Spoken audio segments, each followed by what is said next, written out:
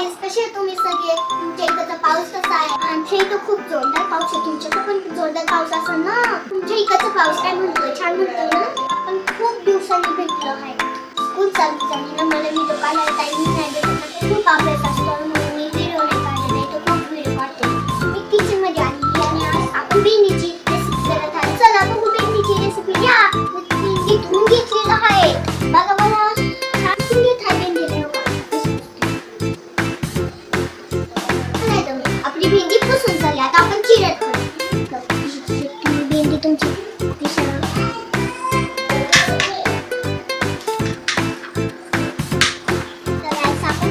भेंडी चिरून घेतली आणि मिरची आपण चिरून घेतली.